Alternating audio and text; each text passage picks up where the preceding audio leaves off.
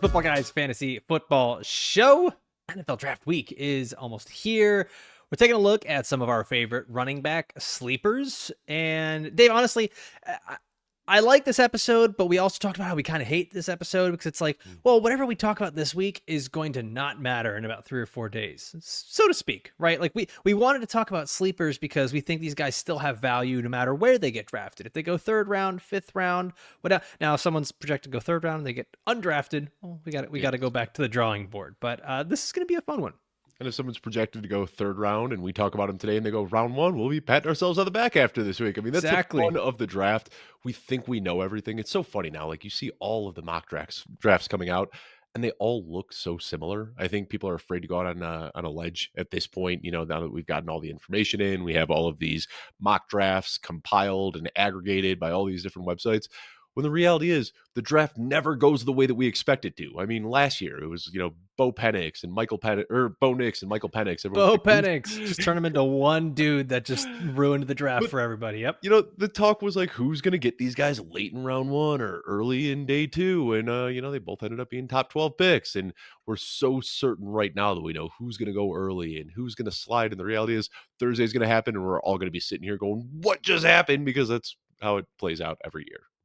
I'm excited. I'm so excited for the draft. And also, I just want to let everyone know, here at Football Guys, we've got some awesome NFL draft watch parties that we are going to be doing. The first one is on day 1. Round 1 happens every single year over on the Audible YouTube channel. So listen, if you're a podcast person and you don't normally go over to the YouTube side, go over to both YouTube channels, all 3 YouTube channels, the Audible, the Football Guys Fantasy channel, and the Football Guys Dynasty channel. Subscribe to all those because round 1, the Audible is going to be doing their watch party Thursday starting at 7:45 p.m. where they are going to have a bunch of Football Guys guests and a bunch of guests from around the industry coming on, watching the draft with them. It's going to be Sigmund Bloom and Matt Waldman leading the way. And then the big night, the one that everyone's waiting for, Dave. Everybody's waiting for this. Like my mom, my wife, everybody's waiting for this. Rounds 2 and 3 right here on the Football Guys Fantasy channel with myself, Dave, Jeff Bell, Mike Cash. We're going to have, Dave, I think, no joke, like 26 guests coming through. It is going to be, in every sense of the word, a watch party. Yeah, we've got 4 hosts that'll be there for the whole time, then just a nonstop slew of guests rotating through every single half hour. All Football Guys staffers, too. So really a good opportunity to get to know more than just me and Alfredo. Now you get to see all the other people that we have on. And I say all the other people. I mean, this is like a fraction of the people. We're up to over 100 staffers now. Alfredo, Football Guys is growing. Yep, that's why we're never going to get an office. The rent would be quite too much. By the way, join us 6:45 p.m. Eastern on Friday. That's where we're going to start because the draft round 2 will start at 7 p.m. and we're going to be going the whole night. Dave, running back sleepers. Yeah. We're going to talk about 6 players here today. You've got 3, I've got 3. Kick us off with your first guy. Probably not a huge shock to anybody who's been watching this show throughout the offseason, but RJ Harvey was a guy that as soon as I started watching him, I just absolutely fell in love with this guy. I've talked about a lot of the metrics already, but let me go ahead and recap them for anyone who hasn't heard so far. RJ Harvey, 2nd in yards per attempt among 31 FBS running backs with 200 plus carries. 2nd in yards per attempt, 2nd in breakaway runs.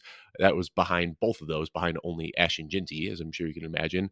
3rd in touchdowns, 4th in breakaway run percentage, 5th in yards, 6th in yards per route run, showing that he's got some receiving chops as well. 8th in mixed tackles, 9th in yards after contact per attempt. He is a smaller and stout player, but he has blazing quickness. I mean, you get him in the open field and nobody is catching him. You back that up the combine with some really good athletic measurements as well. He's one of those guys that I think does need a good landing spot. I think if you're drafting RJ Harvey and expecting him to be a 3-down back, you're going to be disappointed. But if you're looking for a guy who can, just gash the defenses with these big breakaway plays, get him outside, let him make one cut and turn up field, he can do that. So there's some landing spots that I think would be great for him. If he lands with San Francisco, if he lands with Miami, if he lands with Baltimore, they're all teams that could use a guy like this. But really what it is, the pass catching and the big play upside are 2 things that I want to see in fantasy football. And RJ Harvey can do both of those things very well. You may have said it. Where's RJ Harvey for you in your rankings? He is my RB6, I believe, right after Caleb Johnson. Same. Okay. Yeah. My top 6. I think we have the same top 6. You have it flip flop. 5. Yeah, everyone has the same top 5. And We then have the I've got same top 6, but we Harvey. only have a few that are switched in there. Yeah, I've got Ginty, Travion Henderson, Omarion Hampton in a tier, and then Quinshon Judkins and Caleb Johnson in a tier. And then after that, RJ Harvey, Cam Scadaboo, and another couple of guys I'm going to talk about in the show in a little bit in another tier. That's where I'm at too. Same tier. I think that's going to be that tier, right? That third tier of running backs where you're going to see a bunch of guys that some might sneak into late day 2. Most of them are probably going to be early day 3. And I think that's going to end up being the sweet spot for this running back class because you're going to have so many guys that just have different flavors. And with teams, for the most part, really having all of their top running backs set, they're just going to be looking for guys like, okay, we need a goal line guy. Let's go and get X player. We need someone to catch passes out of the backfield and be a good pass blocker. Let's get Z player. And that's what it's going to be. It's just going to be flavors. So, I hate to say this because it almost sounds like an excuse. I don't think that this is going to be necessarily the year where draft capital is going to reflect how valuable a player actually is. I think it's just going to be playing the game and playing the market for a lot of these teams. I think that's it because I mean, there's like probably 12 to 15 guys that I think deserve to go off the board before the end of round 3. But then what's going to happen is NFL GMs are going to see this huge cluster of similar running backs that all probably have round 3 grades. And they're going to say, why would I pay up for one of these guys in round 3 when I could just catch the end of the run in round 4? And I think that pushes all of these guys into round 4 and then maybe some of them into round 5 and maybe even some of them into round 6. So I think the depth of this class is actually going to do a disservice to some of the running backs because they're going to get pushed down a little bit, make a little bit less money on those rookie contracts. But I think that we're going to see just a slew of backs going early in day 3. Yeah, and I think that's what's going to happen. I think as the more as we start to see positions like running backs get pushed down, we're going to stop being so against day 3 running backs. I think there's always these guys that pop for us every year. Kyron Williams, Bucky Irving, it just happens. All right, let's keep going here. I'm going to give you my first sleeper running back. And I've talked about this guy a bunch in the offseason. So if it's your first time hearing this name, welcome to the show. If you are an avid listener or watcher of the show, this is your 19th time hearing this name. LaQuon Allen, the running back out of Syracuse. And he's my special boy. I got him as my running back 8 in this class. And Dave, he's still young. He's only 20 years old. And so like, I know a lot of people look at him and say he's not a traditional running back. He's got the slender frame. He does a little bit too much of the receiving stuff, which is honestly a weird thing to start to complain about at this point after we've wanted is for running backs to catch passes. But he's 20 years old. This is a guy who's still developing, a guy who's still growing, quite literally still growing. So he's got a little high cut body. He's a little bit more leggy than most running backs, which I think turns a lot of the traditionalists off. But what I like about him is that despite the slender frame, he's actually got great balance. You don't see a guy like him who's only 205 pounds getting used as a goal line back and having such success. He had 20 touchdowns this past season, 16 of those on the ground, 4 through the air. And what I like here, David, he's a patient runner. I like running backs that are self-aware. He knows he's not 230 pounds. He's not going to just go bruising through the middle of the line. He's self-aware. He's patient. He takes his time and he's smooth. He's not very quick laterally. So I'm doing the B rabbit, getting all the bad things out first, because what I like is that he can use the skills he has and doesn't try to force the skills he doesn't have. He's smooth. He's patient, one of the absolute best pass blockers in the entire draft class, and I think the best pass catcher in the entire running back group as well. It's hard to ignore a guy with 220 plus carries in back-to-back years and 1,000 yards rushing in back-to-back years. The receiving profile he has, all of this sort of reminds me, and this was my player comp in the Football Guys rookie guide. If you have not checked it out, this is your last week to get it for free. Yeah. Just head on over to, what is it, Dave? footballguys.com/rookie guide. You got it. Yep. There we go. First try, baby. Footballguys.com/rookie guide. There we go. Good. Totally free. And my comp for him in the rookie guide, he reminds me of Tony Pollard coming out of Memphis, who we think of Tony Pollard now. And we've seen varying versions of Tony Pollard. First, we saw the electric Pollard that was over in Dallas, who was complimenting Ezekiel Elliott. And we kept saying, man, give this guy the rock more. And now we're seeing sort of the bigger, almost bruising Tony Pollard at this point in his career, where he's able to handle the workload in Tennessee. And he didn't impress with his athleticism either coming out of college. And both these guys were just big plays waiting to happen. I found this to be a really interesting stat. Tony Pollard averaged a touchdown 1 every 13.6 touches in college. LaQuon Allen averaged a touchdown every 14.3 touches. They were very identical in the big play touchdown ability. I think LaQuon Allen ends up being an early day 3 guy, round 4, round 5, depending on what a team needs. But I think the receiving upside is just going to be too much to ignore. And you talk about how Tony Pollard has kind of been like a different player throughout his career, and you talk about how young LaQuinn Allen is, still just 20 years old. We do see this all the time. Like we get so tied to whatever a guy weighs in at on the combine day, when the reality is weights change, and even heights for some of these younger players can change. I remember Rashad White not too long ago. I came out with a video on Twitter where I said something about Rashad White, and I referenced his combine height and weight, and he DM'd me to say I'm actually a pound, or I'm sorry, an inch and 10 pounds heavier than I was when I weighed Yeah, in. I He goes, remember you know, if that. you're going to be talking about me, make sure you get my height and weight right. And that does happen a lot. And it goes both ways too. Like Le'Veon Bell, you know, drafted as a 230-pound back and then drops down to 215 pounds to increase his speed a little bit. We saw Devon Achane bulk up a little bit last year. So my big knock on LaQuinn Allen has been his slender frame, but that could easily change before week 1. And it could change again going into year 2, and it could change again going into year 3. We can't get too hung up on you know, little discrepancies in height and weight at this point in the season. I'll say this: I have certainly gained weight since I was 20, Yeah. and I think I'm more productive for it. Dave, who's your next running back? So this one might surprise a lot of people because the only time I really mentioned him was very early in the process, and I wasn't the biggest fan. Damen Martinez has been a Hmm. big riser for me out of Miami. The first games I watched were at USF and at Cal, and he didn't look very good in either of those. I didn't see him breaking any tackles. You know, see him listed at Miami at 232 pounds, and he certainly wasn't playing at that size and weight, or looking like that size or weight when I was watching him. And then as I started to watch more games, I started, the puzzle became a little bit more clear as I was putting more pieces in it. And what really pushed it over the edge for me was watching the Pop Tart Bowl against Iowa State. 15 carries for 179 yards, 143 of those came after contact. You would see one of the first plays of the game, 75-yard breakaway run, and consistently after that, he was just churning out hard yards. He was really getting downhill quickly. He was playing like the guy that he was listed as, a 232-pound back. And then, of course, he came into the combine a little bit lighter, 217 pounds, but weighed in or measured in close to 6 foot. Had a pretty good relative athletic score. Kind of weird if you look at it, because 9.36, but he wasn't elite with anything. It was just across the board. He was pretty good at everything. His vertical jump was the worst drill that he had there, and he was still 67th percentile there. So good enough at everything to log what we consider to be an elite athletic score. The issue I have, of course, is the inconsistency. There are some games where Damen Martinez looks like Eric Dickerson, and then there's other games where he can't find his way back to the line of scrimmage, and that is a little bit concerning. But I think there's going to be a team out there that's going to see the size, they're going to see the production, they're going to see the highlights, and they're going to want to take a risk on him. I don't know if he's somebody that is assuredly going to grow into a 3-down back, but he has the measurables you want to see to do that. And given the upside that we've seen in some of the games that he's played, I think there's an opportunity for him to break out. What did he weigh in again at the combine? 217. 217, which is just not his playing weight, like No. at all. No, no, no. Yeah, At and all. we see that with a lot of guys who will try to drop 10, 15 pounds at the combine so they can put some extra speed up there.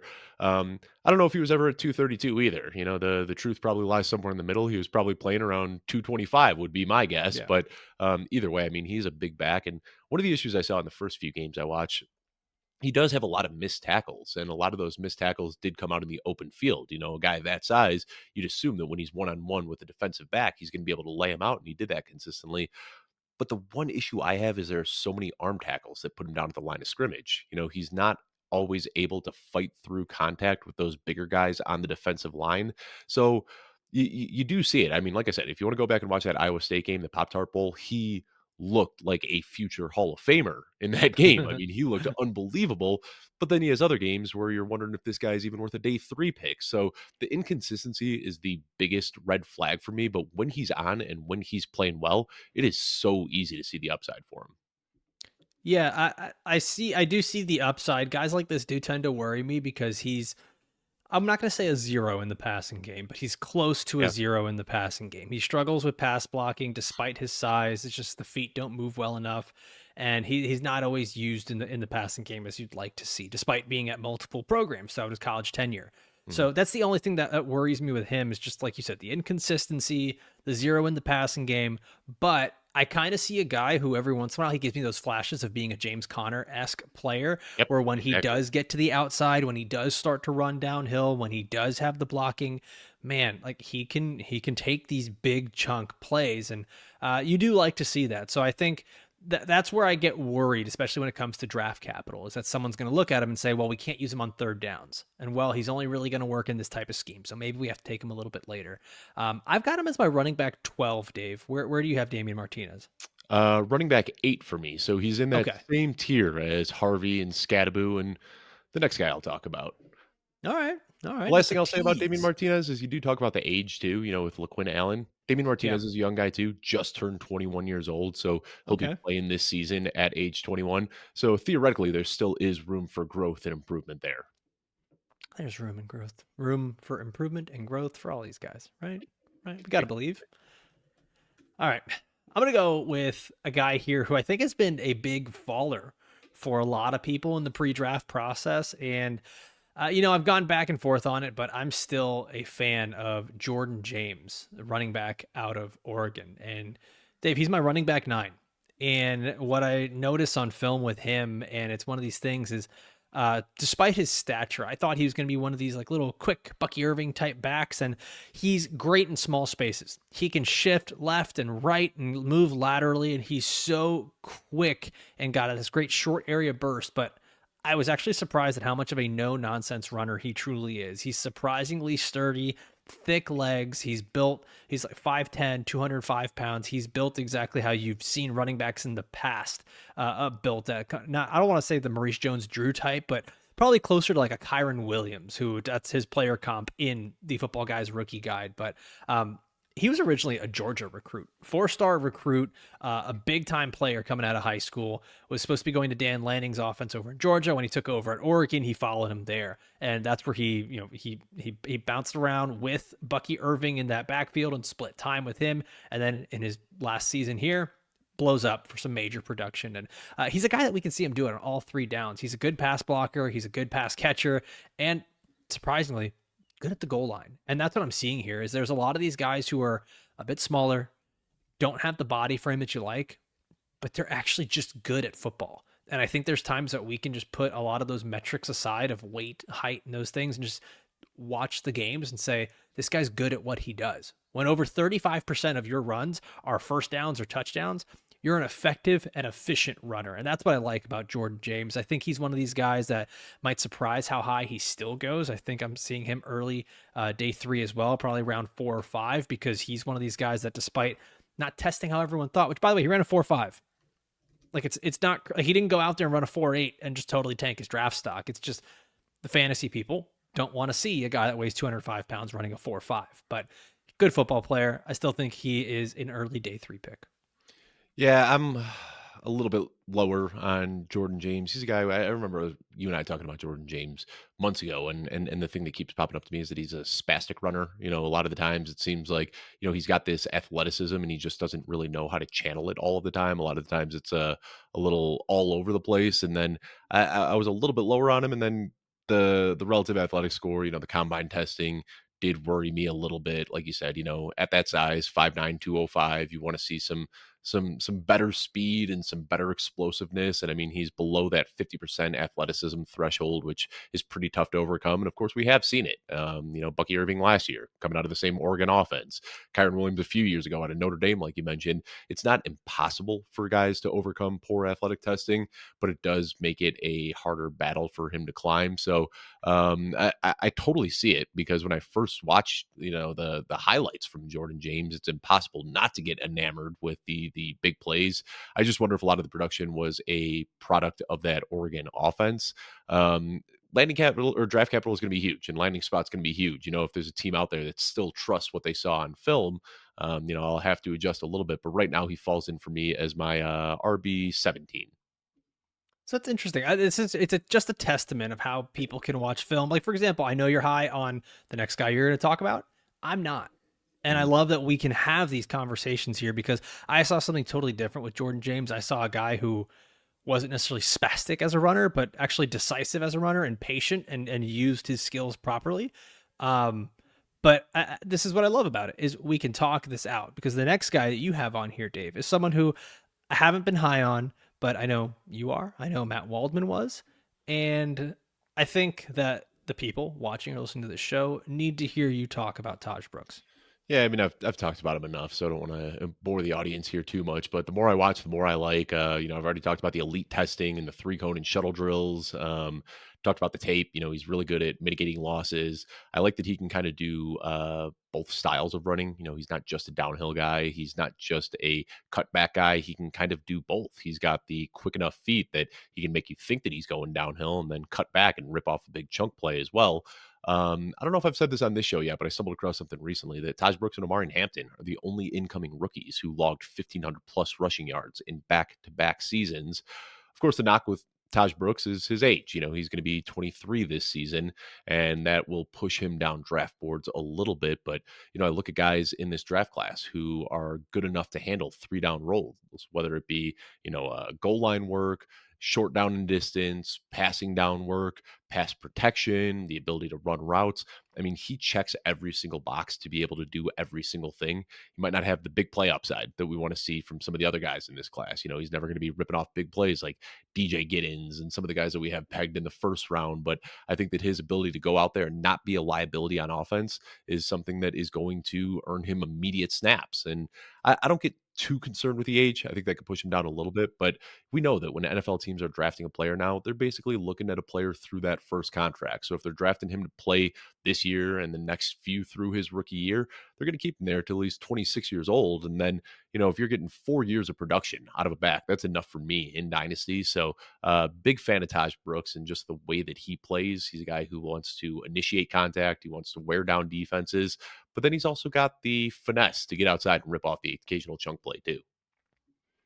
Yeah, I think where my stuff lies with Taj Brooks is I want him to have an identity. I want him to have something that sticks out. And I don't see a fast guy that creates the big plays despite having some chunk plays there. I don't see the guy that always has the consistent vision. I do see a guy who's good in tight spaces, which is very uncommon for someone who plays at his weight.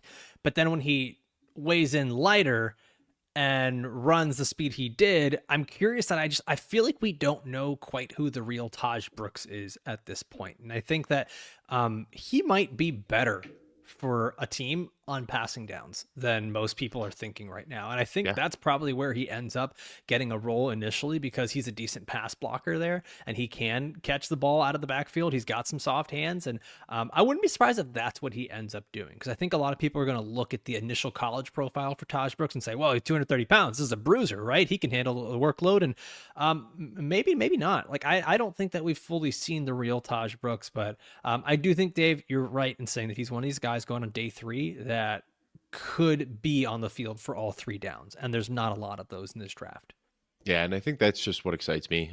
Is anybody who's a day 3 back isn't somebody that they're drafting day 3 and saying you're going to be our starter. But if the guy ahead of him goes down, he's somebody who could step in, and they don't have to put him in as a part of a committee. I mean, even if that's what he's doing early in his career, if they get to a point where multiple injuries say we need Taj Brooks to be a 3 down guy, he's got the skill set to do that. And I don't know if you can say that about a lot of these other day 3 backs.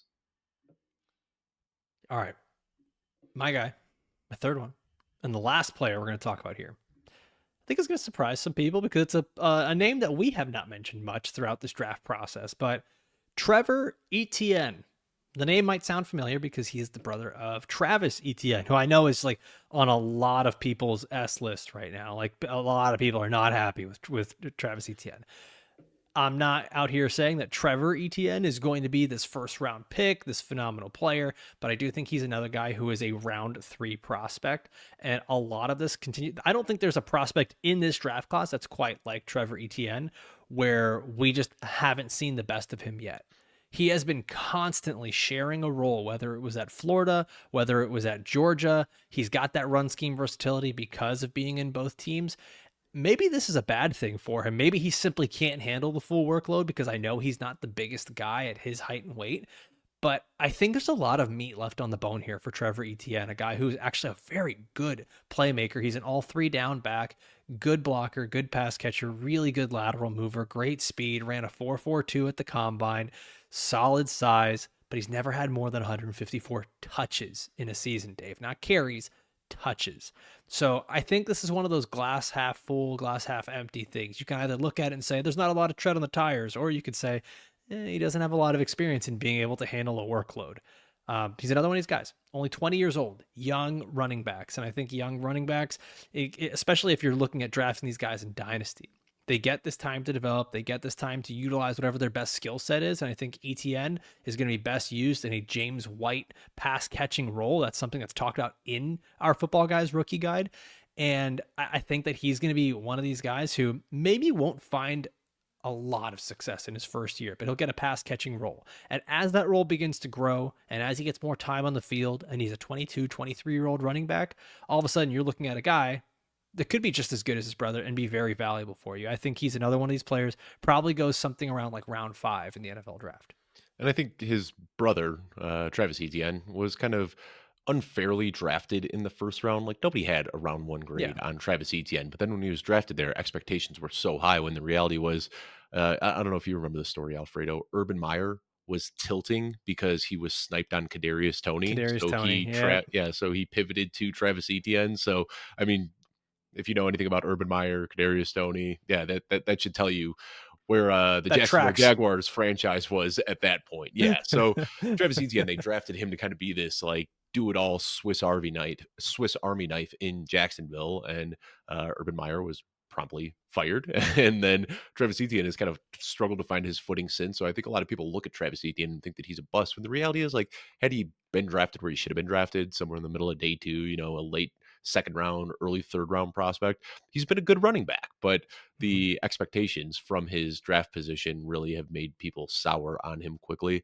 I don't have a super strong take on Trevor Etienne. When you watch him, it reminds me a lot of James Cook. He was kind of in that James Cook role at Georgia, where James Cook was splitting touches with Brian Robinson. And we said, well, can James Cook do it at the next level? And then when he got in the NFL, he did. And I think that could happen for Trevor Etienne as well. The athleticism is obviously there. He's a little bit undersized, but excited to see where he can land, because he does have a lot of that big play upside that his older brother does. Well, Dave, 6 running back sleepers. I'm excited for the draft, man. It cannot get here soon enough.